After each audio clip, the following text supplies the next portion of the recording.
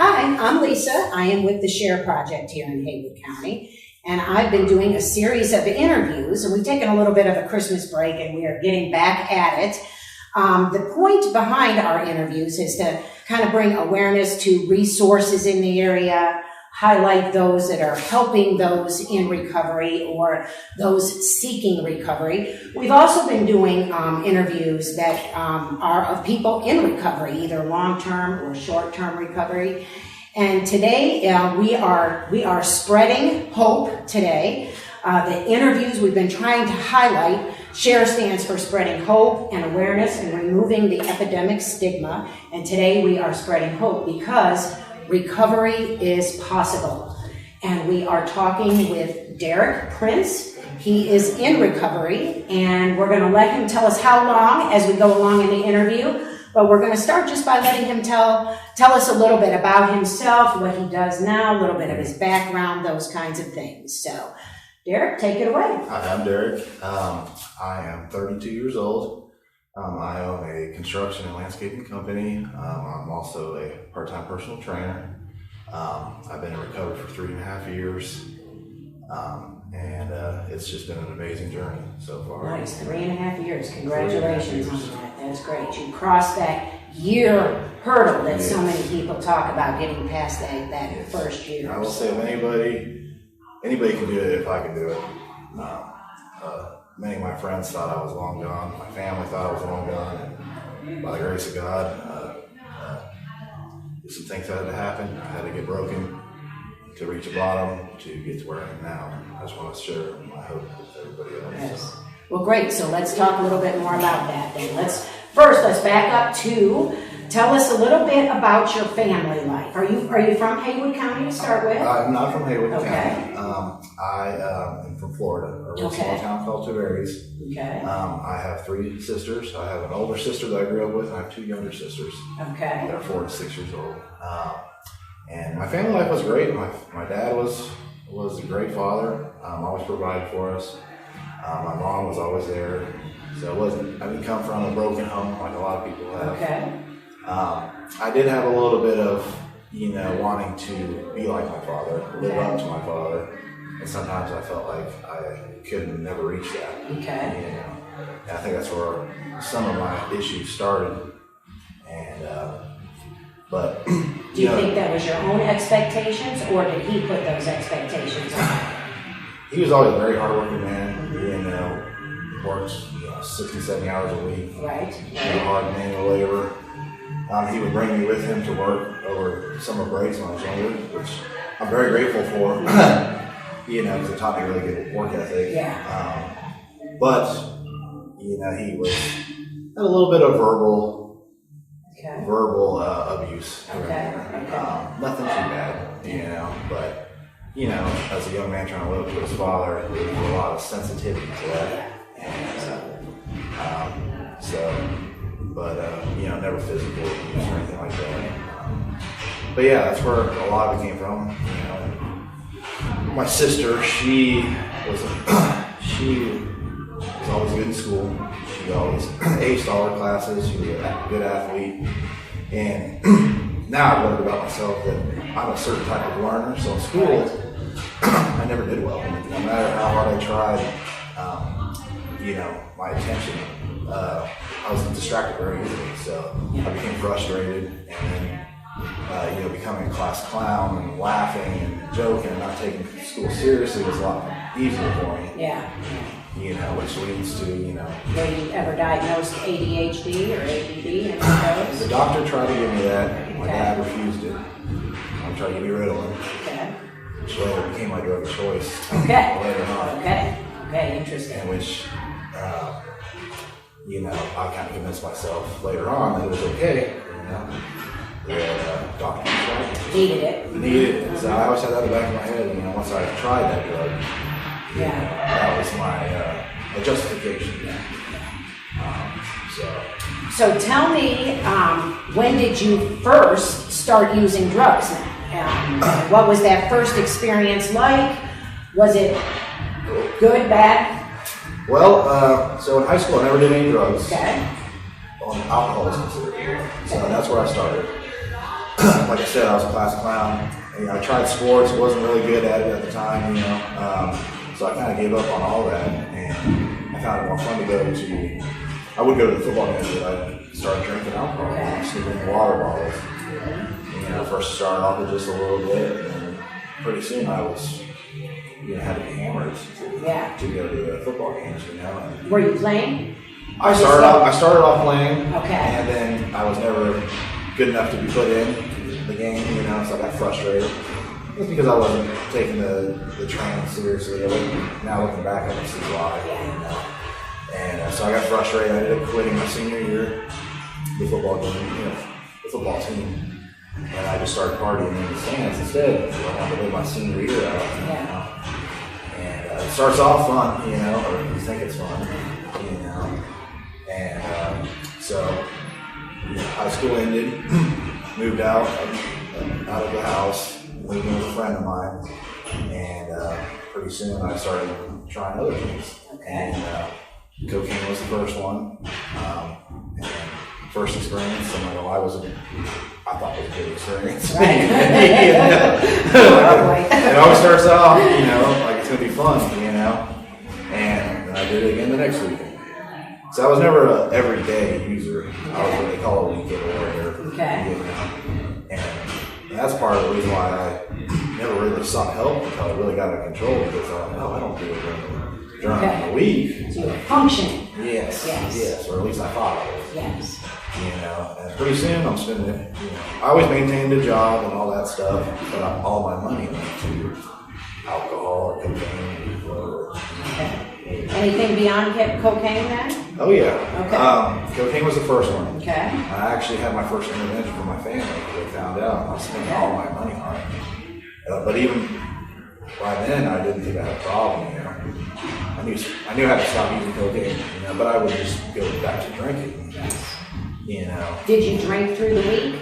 I did not drink. Okay, so always on the weekends. Yeah, always on the weekends. Interesting. Friday night, once I got my paycheck, called my friends up. I don't think my addiction had taken form. Okay. It was building, it was getting there. It doesn't happen overnight.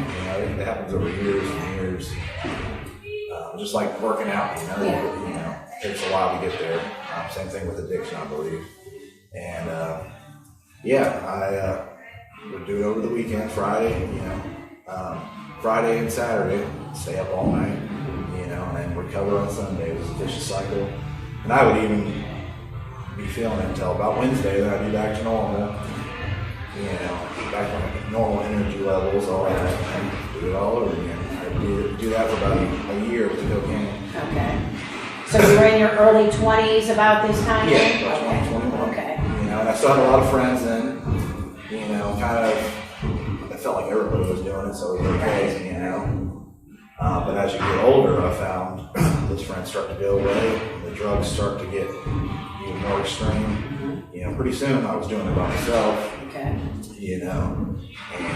started making a fool of myself at parties and stuff like that, where people wouldn't invite me. People didn't want to go, it went from, the older you get, it goes from parties to the bars, But before the bar scene happened, I stopped doing cocaine, but then I was introduced to Adderall, which was a lot cheaper. $10 or so, you do it all night. And first time I tried, I fell in love with it. So it's a lot cheaper. Got the same feeling. Got the same feeling. Doctor prescribed it to me. Maybe I'm supposed to take this. Maybe that's the way I'm supposed to do it. Help me get stuff done. That's what I told myself and my family. Justified. And started off with just the normal doses I would take to where I was doing extreme amounts of it. And now had you progressed to doing this all week then at this point? No. Or still only on the weekends? Only on the weekends. I never was a week during the week. Wow. Yeah, it's very good. I didn't. Did you think about it during the week? Did you count the days to the weekend, if you will? Yes. Okay. Friday I was planning. I was talking to people what we were going to do. This is what I was going to buy. So you were looking forward to it. Yeah, I was looking forward to it. I did do it here and there at work. I worked for my father. For about 10 years. And I was always worried he would see it, so I always tried to hide it, But the Adderall, I will have to say, it was a lot stronger than cocaine, and it totally drained my energy. Until about Thursday of that week. I mean, I would take naps during lunchtime. Just it was a horrible mood throughout the week. I guess it was a withdrawal from it. Yeah, likely. Yeah. Exactly. Yeah. It was just horrible. Now that I look back on it, what a vicious cycle I was in. My mood swings were all over the place. I was angry at everybody. I wanted to blame everybody else. Why I didn't have any money, and why things were going my way, why I was getting in trouble with the law. Yeah. All that. It wasn't me, it was everybody else. So at this point then you were mid-20s probably? Yep. Okay. So you never went to college? Never went to college. Okay, never went to college. Would you blame that on, drugs, or would you just say that just kind of wasn't your focus? It wasn't my focus. Just kind of wanted to work. Yeah, more of never, like I said, high school, I just wasn't a book person. I was studying, I guess it was ADHD of some sort, I just could not, no matter how hard I tried, I felt like I would still fail the test, Now I've learned some stuff about myself on how to study and stuff like that. College wasn't ever pushed for my father. He was more of my sister, that was her route. She was, like I said, she aced every course she ever took. I was more of a physical, like hands-on, tradesman type thing. So when was the turning point for you then? When did you realize that you had a problem that needed to be addressed? What age were you? What was that? Was it a point of no return? Was it a moment when you just realized, or did it just kind of get to that point where you realized? Well, it took a little while. So I had my first near-death experience with that, with Vyvanse, which is another type of ADHD medicine. It has the same effects as Adderall does. And I had stayed up for 3 days, I would say, drank a large amount of alcohol, and my body shut down pretty much. I was pretty much overdosed on it. I just wanted to keep going. I just couldn't stop. Didn't want to party with it, so I just kept taking more and more and more. I probably would say I took about 15 of them within 2 days. So very powerful substance. And I remember driving home. This is like on Sunday morning, and everything was real slow. My body was moving real slow. It was just, I was just pure exhausted. And I remember getting to my mother's house and barely walking into the house, just my feet were dragging. Picked the sheet up, and she's like, "I'm taking you to the hospital." I was like, "No, I'll just go to sleep." And I went to lay down, and it was the weirdest thing. I felt like I couldn't hold my head up. I don't know what it was. It was just the weirdest, scariest feeling I ever had. I just couldn't get comfortable.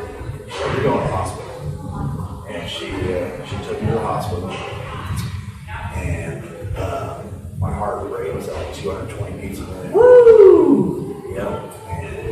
But yet you were tired. Yeah, well, I was exhausted. I had a hard time breathing. And they gave me some stuff to calm me down. Luckily, they were able to bring my heart rate back down. But they did Baker Act in Florida. What's that? It's called a Baker Act.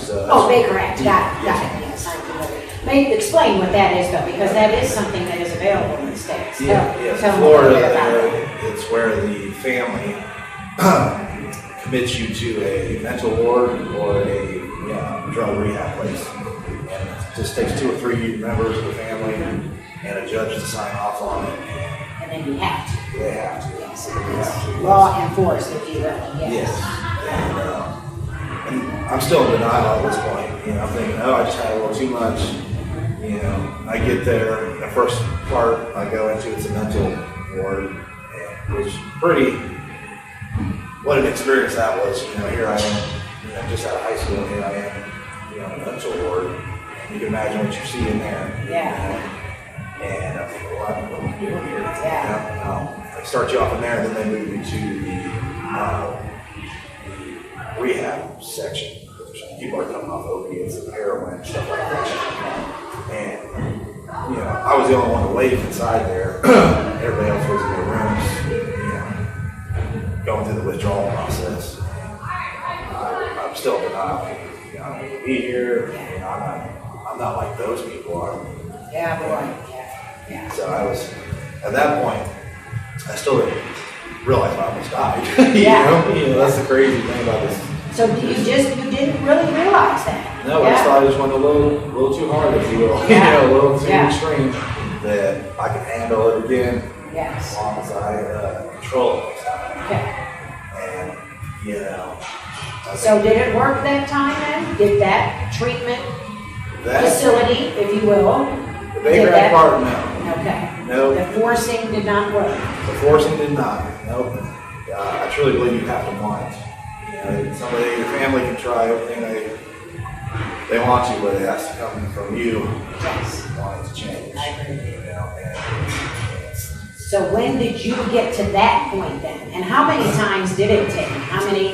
Did you go into any other treatment facilities? Were any of them of your own accord? So after this incident, I did another two years without any extreme events like that. Still doing my weekend thing. Yeah, my weekend thing. Moving to the bars and stuff. And then I started mixing drugs, the Adderall and opiates. It was a constant progression. It was more extreme. How extreme can I make it? It's never good enough, And I moved into psychedelic type drugs, one's called Molly, and that took it to a whole different level. And I started hallucinating and stuff like that. Did that scare you, or did you want that? I liked it at first until I don't know if I got into something that was bad, but I had a really scary bad experience on that where I was seeing a lot of stuff that you shouldn't be seeing, And it was a 3-day thing, and it was just the scariest thing I ever experienced. So in this couple-year period then, after the Baker Act then, what was going on with your family at this point then? Did your parents realize that what they had done did not work? Did they realize you were still actually progressing? Yeah, so my father fired me because I kept partying, and eventually I started not showing up for work on time. And he was worried to death about me, especially when he found out that I was doing the opiates too. Yes. That really scared. My mom was scared, and he ended up firing me, and which is kind of what I needed, And at the time, I was very angry. Why are you firing me? I've done this so much for the business and all this stuff. Eventually, I kicked out my mom's house as well. So I was living out in my car for a little while, and then I met somebody. I was able to move in with her, and I kind of lived there. I lived off unemployment for a while, but my family was still worried to death about me. My sister kind of disowned me. My dad, I didn't speak to my dad for like a year,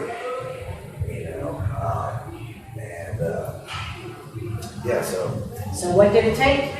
What did it take for you then? Was it that bad experience?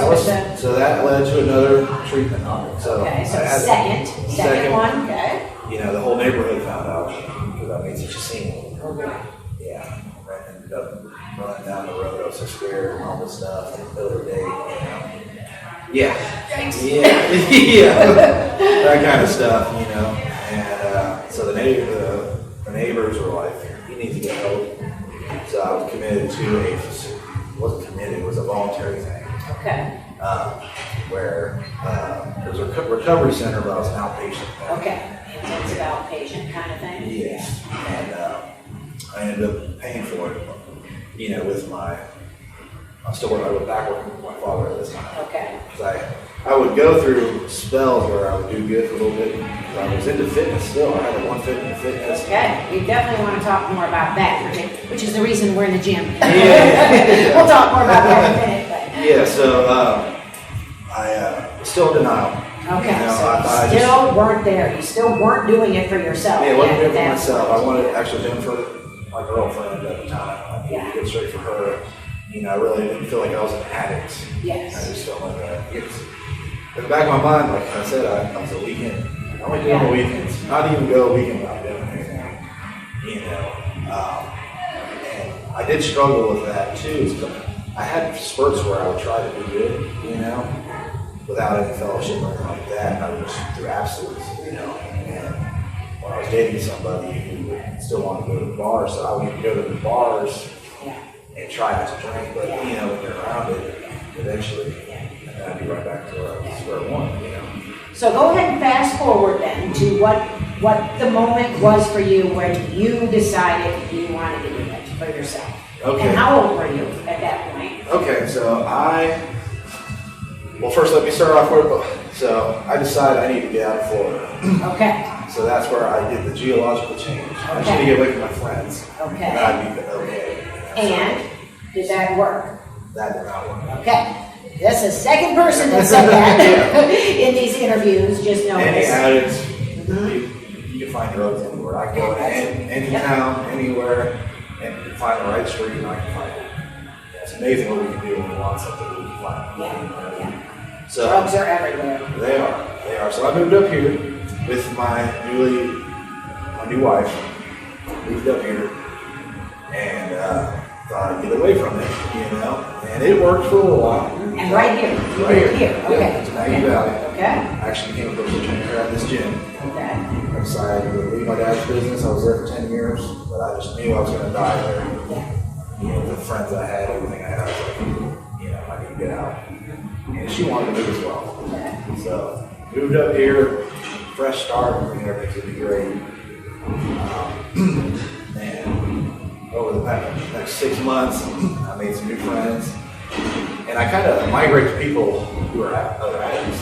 Whether you know it or not, but you just, like I can tell if another person's an addict just by the way they're talking and walking, you know, even former addicts. You know, it's almost like we can. That's so interesting. Yeah, it's almost like you've got this connection with that person. Yeah. You know, and I can't tell you how many experiences I have with talking to people that, hey, I'm recovery. Yeah. At this point, that would be great. Yeah. You know, because you are in recovery and you might be able to help, but that's so interesting if you're not in recovery, how easy it is to be drawn to others. Right? Yeah. So 6 months goes by and I meet a girl was dating her mother who was dating somebody that was in a motorcycle gang. And you can imagine what kind of drugs are in those. Oh, boy. Yeah. And we started hanging out.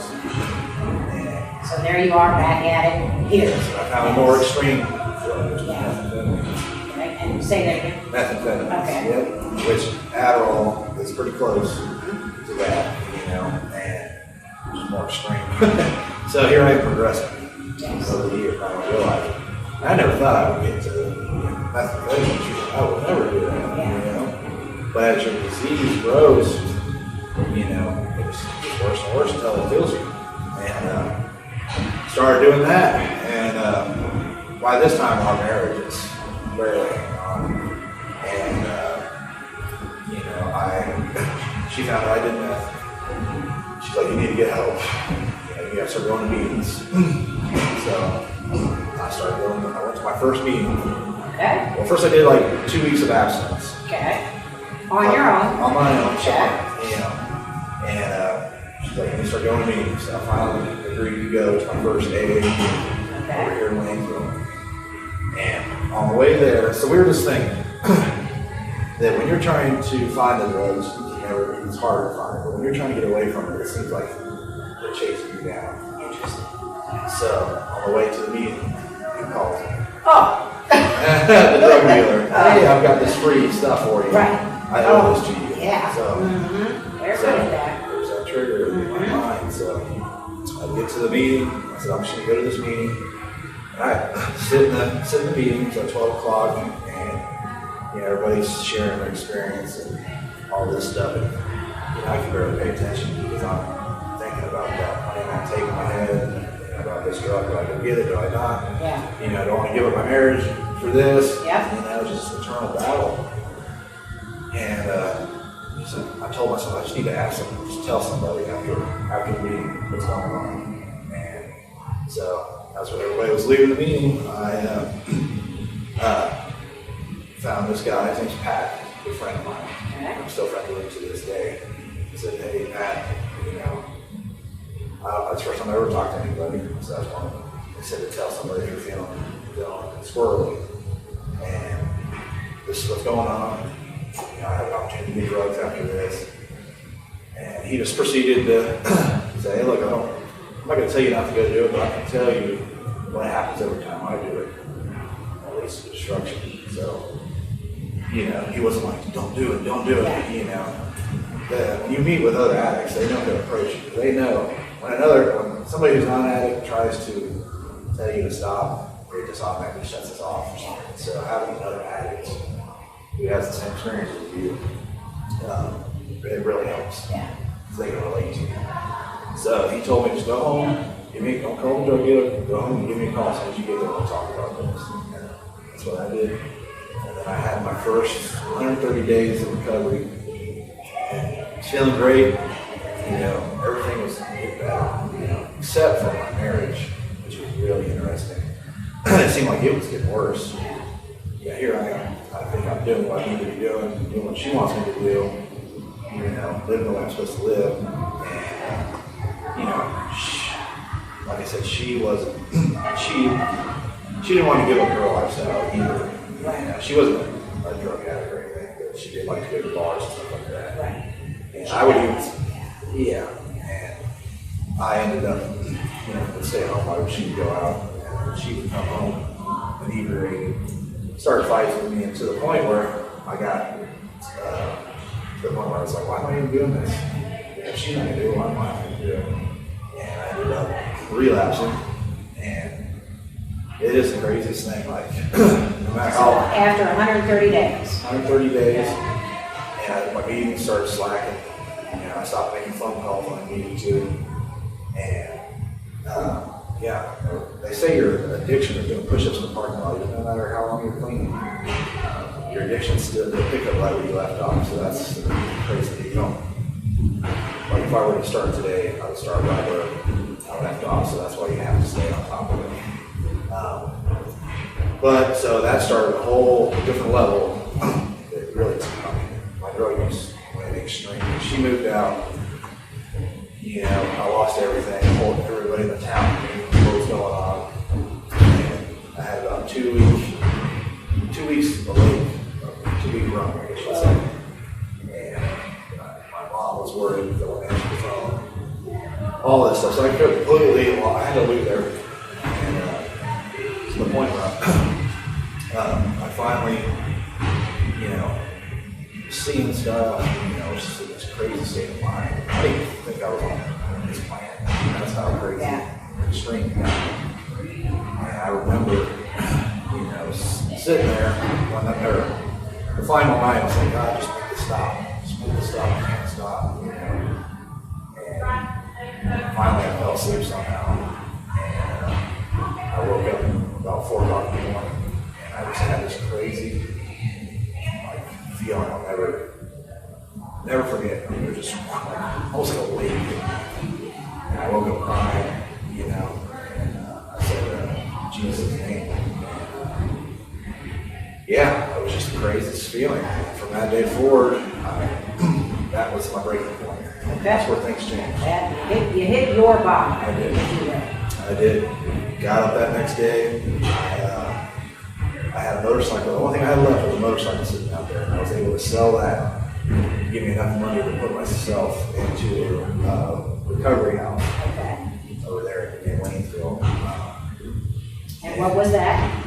That was the Marvin House. And it's a gentleman by the name of Rick. Okay, is it still in existence? I believe so. He runs another house. It's named after his son who overdosed. Okay. And it's a really nice home. It was perfect for me. So you moved in, actually. It was actually like a halfway house, if you will. Yes. Yeah. So he's like a sober living. Yeah, he's a guy who kind of hardcore. He's an ex-biker guy. Okay. And he was tough. You know, that's kind of what I needed. He wasn't going to put up with anything. You know, and he has every right to come in your room and search. Yep.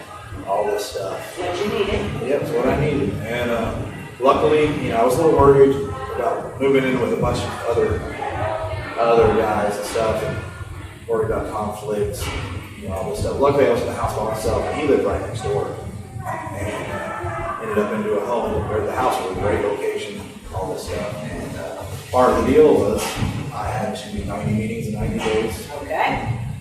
Meeting a day. Meeting a day. And I did that. I followed what he said.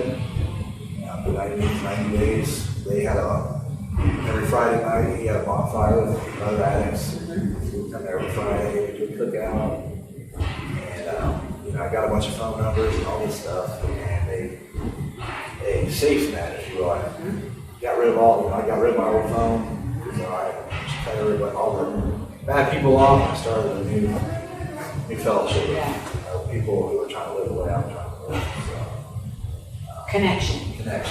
Yes. Connection. With like-minded people. Yes. What you need. Yeah. Absolutely. So that's it. And now from that point on, that's it. We're at the 3.5 year mark for sobriety. So, it's crazy how God works. I think if He sees you trying, He opens the door. So I lived in that recovery house for a while. I remember at my 2 p.m. When I moved into this house, I had a new job. I lost everything. I wasn't a personal trainer anymore. I was doing some yard work and stuff like that. I was going into winter, and a lot of the people I was doing work for found out what they wanted to do. But I knew I had to get out. Yeah. And I remember 2 weeks into it, all my work ceased. I still had about $500 I had to pay for rent. And I'm thinking, here I am in the middle of the mountains with no family. None of my family lives up here. How am I going to, why am I even up here? And I started getting into that mindset. I lost everything. I just go back to Florida, And, I remember spent all day looking for work, applied everywhere. Nobody was hiring. I went to the library. Spent all day filling out applications. I remember all my money was gone. I had like $20 in the gas tank left. My vehicle wasn't very good on gas. And I didn't have enough gas to get back to the house and then go back to the meeting. So I had to stay where I was at the library. The meeting wasn't for another 3 hours. So I remember sitting in my truck and crying. Called my dad, I was like, Dad, I just want to give up. I just can't do this. Nobody's hiring. I've lost everything. What am I doing here?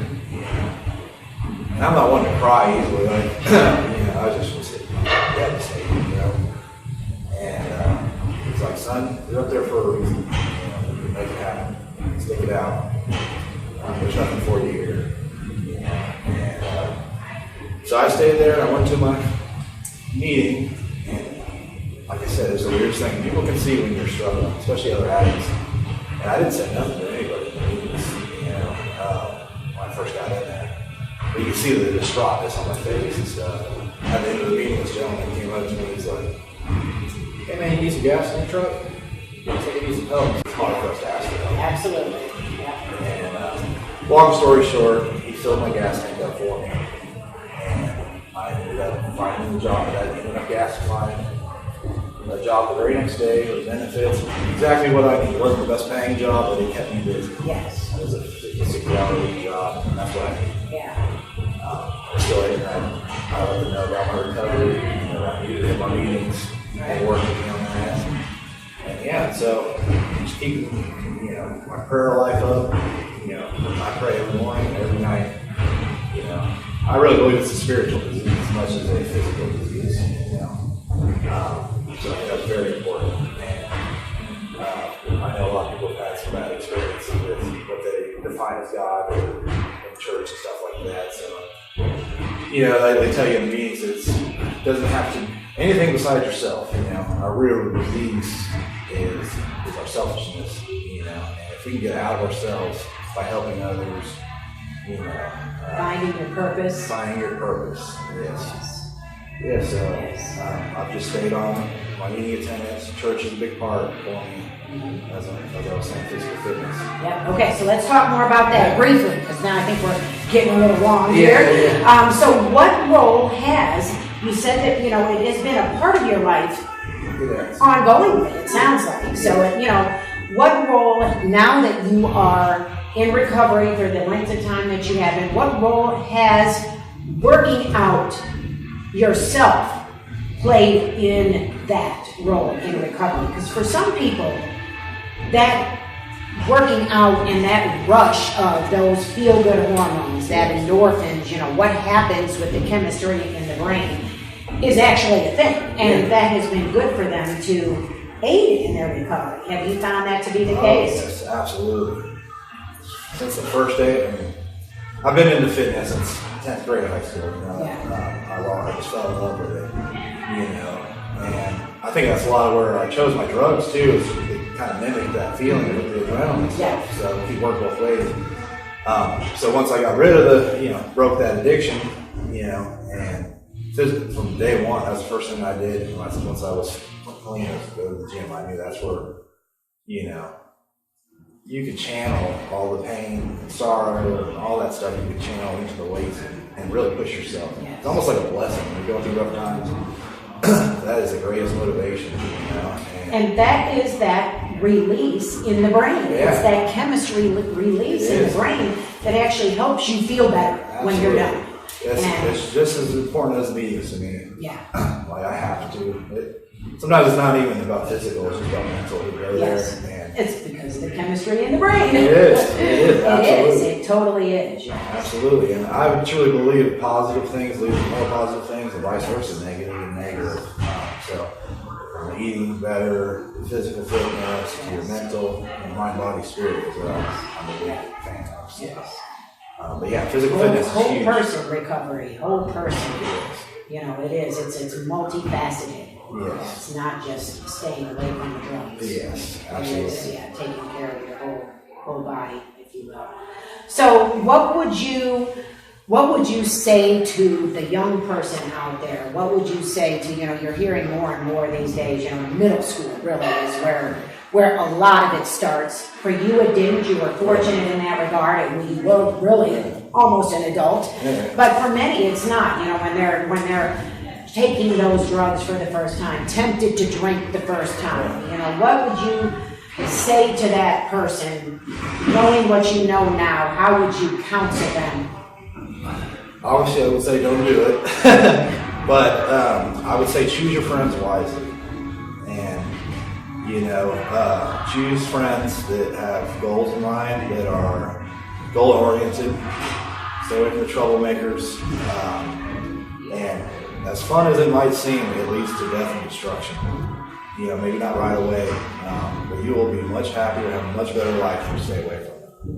And you just have a much more full and vibrant life if you just don't do it. And I am happier than I ever have been. Being clean and sober. I don't miss any of that party and stuff. I don't miss it at all. So. I know in the early years it seems fun and all that stuff, but eventually it leads to very bad stuff. So I would just say stay away from it and just focus on your goals, whether it's college, get into sports, something to keep you busy. If you have too much time on your hands, I believe it can lead to bad stuff. So. All right. Anything we missed at all that you would like to make sure people know? Any final message? I would say to the people who aren't addicts, that see another addict, or see an addict out in public, and instead of mocking that person, just try to think of that person's struggle. Us addicts, once we get clean, can be some of the best people in society. And just pray for that person instead of put that person down. Because there's something, that person's sick, what they're doing isn't good, or right now they're not a good person, but it's a result of that drug that's overtaken them. So I would just say, be more passionate and, just pray for that person instead of put them down. So that's what I would say. Excellent words. That's part of the stigma. Yes. People want to just look at the outward appearance of someone like yourself in those former years, and and judge them, if you will, and we all have problems. Everybody has an issue. Just because this person's problem is drugs, it's easy to point your finger at somebody and say that person's bad. Everybody's got an issue. Some are worse positioned than others. So that's all I would leave with is, just to do some more praying for these people and put them down. So. That's it.